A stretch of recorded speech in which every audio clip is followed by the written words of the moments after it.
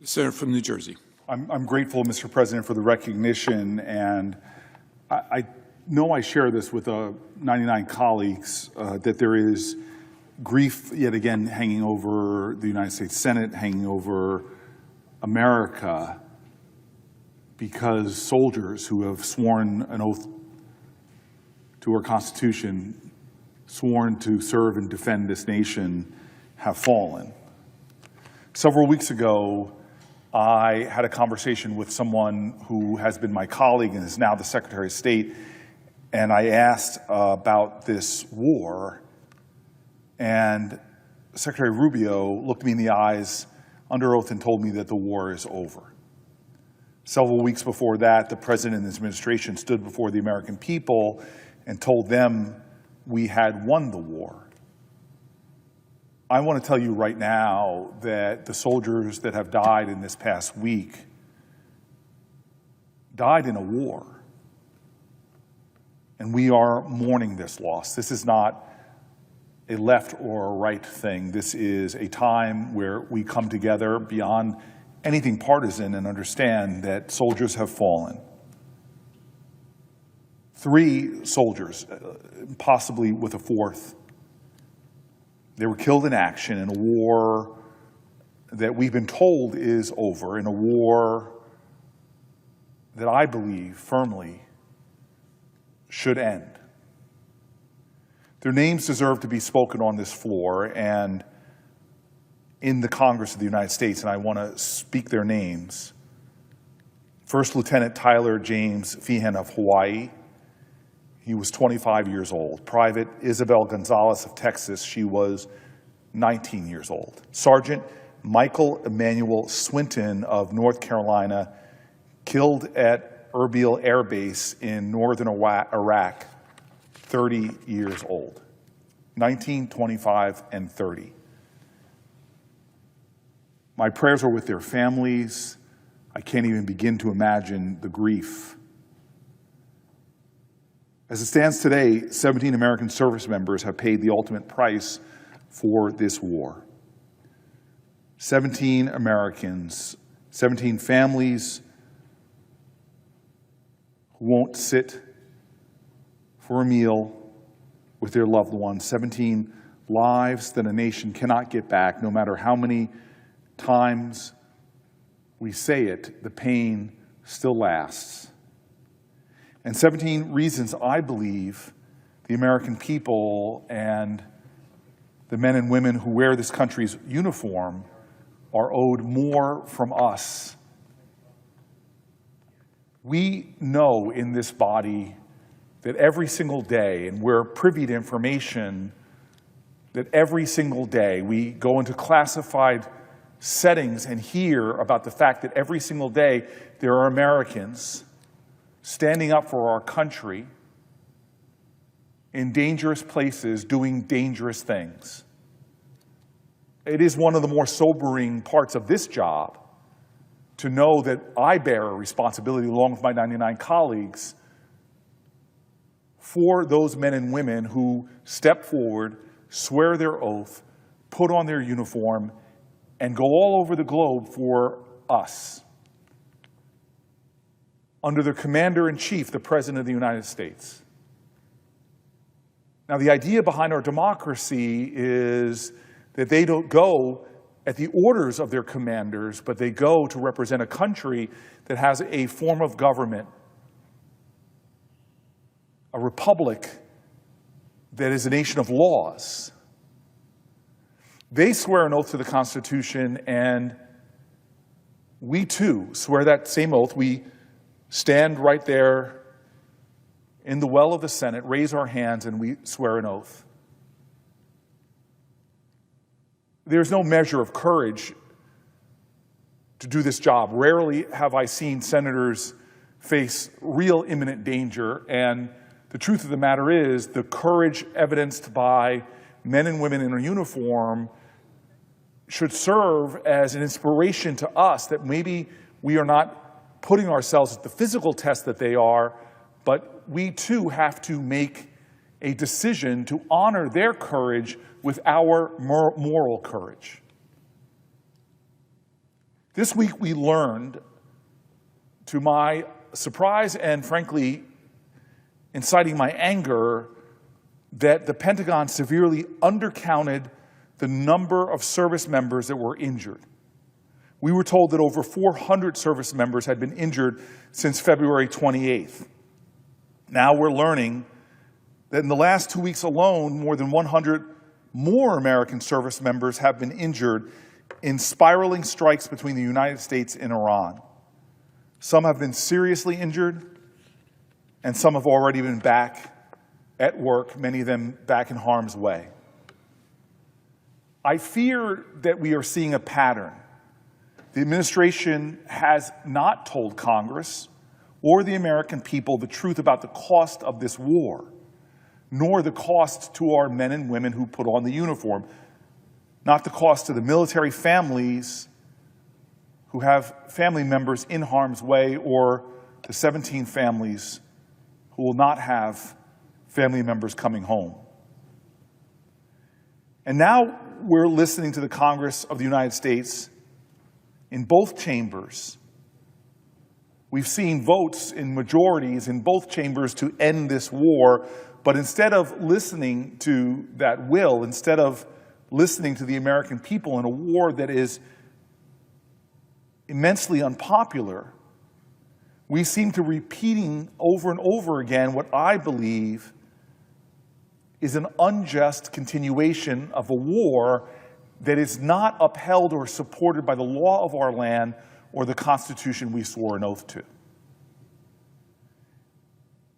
This brings to me the urgency of this moment. And the death of more American soldiers highlights what we are doing here. History is looking at us in this moment. As right now, as we speak, there are people in harm's way. History is looking at us in this moment. How will our moral courage stand aside those courageous people who are representing our country? My heart is heavy, my spirit grieves, and I know I'm not alone. When deaths like this happen, we shouldn't just go on like this is normal. When people die in service of our country, in combat, we shouldn't treat it like another day here in America. It is not. So how do we express our commitment to country? How can it lie in congruency with theirs? How can we honor them in this body beyond condolences, thoughts, and prayers? I believe what the call of this body is in this moment, in the shadow of their immense brilliance, that we have an obligation to honor them, not with words, but in how we give the best measure of our devotion to the laws of our land. I find it unconscionable that the stakes are so high in this country, where we are spending tens of billions of dollars that factually could be going to our schools. Tens of billions of dollars could be going to our health care. Tens of billions of dollars that could be paying down our national debt. Tens of billions of dollars that don't just come out of nowhere, but they come from hardworking taxpayers who pay their taxes into a system that they put faith and trust in. And what's happening with this money that we're expending for bombs and missiles and planes and personnel? What's happening as we expend this money? Well, what is apparent to me is what is not happening. You see, our founders understood the nature of war, and they understood,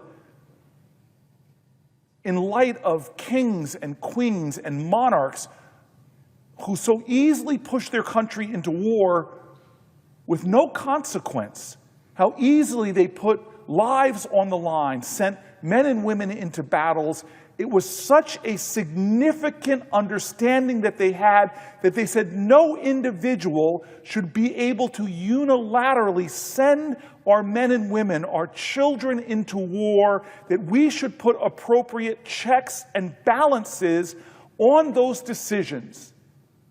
Our founders knew the consequence of war, the burden of war. They knew the hell of war.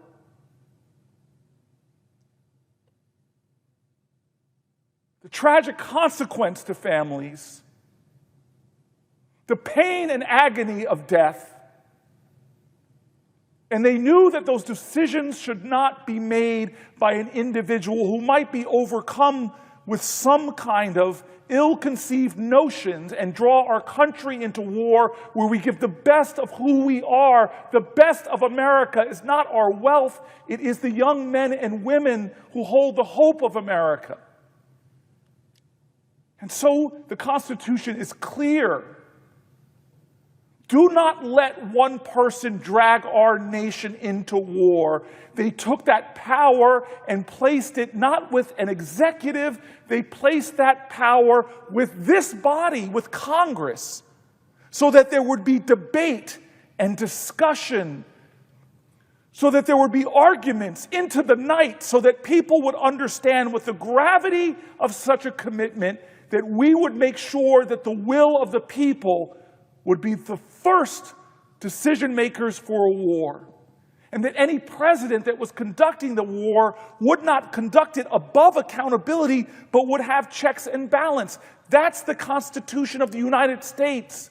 Those imperfect geniuses understood that in moments like this, when our nation is at war, where men and women are coming home not alive but in body bags, that we should honor them by making sure that the will of our nation was behind that war. And here we are since the end of February, month after month.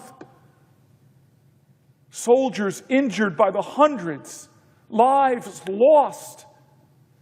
And the question is, what are we doing in this body? Have we granted the authority to the executive to go to war? No, we haven't. Have we exercised our constitutional authority? No, we haven't. Have we debated this war and had to make a decision by voting yes or no to allow the president to conduct this war? We have not. We have men and women who are fighting to defend our nation's laws and constitution, and here we're not living up to it. To me, that is a living shame that men and women are risking their lives for the Constitution we serve, and we can't even live up to the roles that we are to play within that constitutional republic.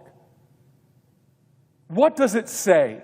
That men and women are dying for this country, and we are not even living up to its laws. That men and women are paying the ultimate sacrifice for our nation, and we can't even stand up and do the specific duties spelled out by our country. All 100 of us grieve these losses. No one should say any different. I know my colleagues. There's not a person here that doesn't anguish over the loss, but that is not enough in this moment. That is inadequate when it comes to honoring these men and women.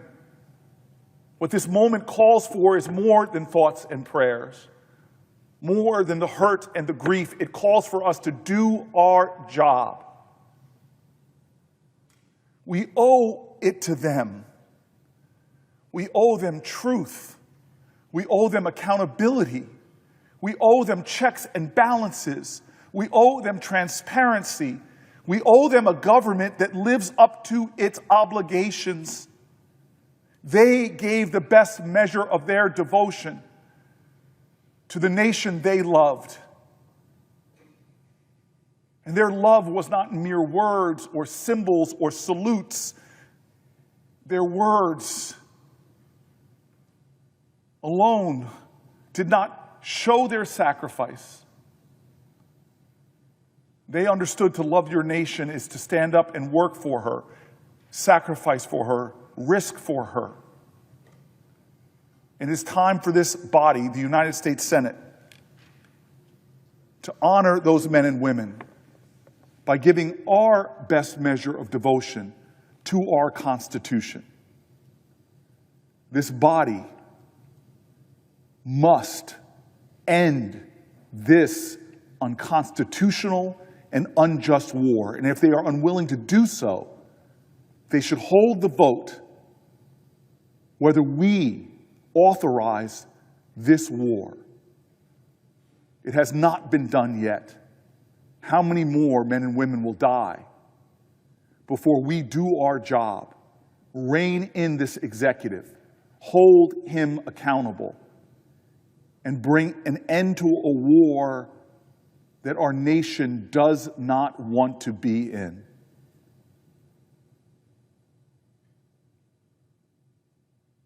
Today, my thoughts and prayers are with their families. But I stand here as one out of 100 senators, offering more than thoughts and prayers. I yet again demand this body to fulfill its constitutional obligations and do its job.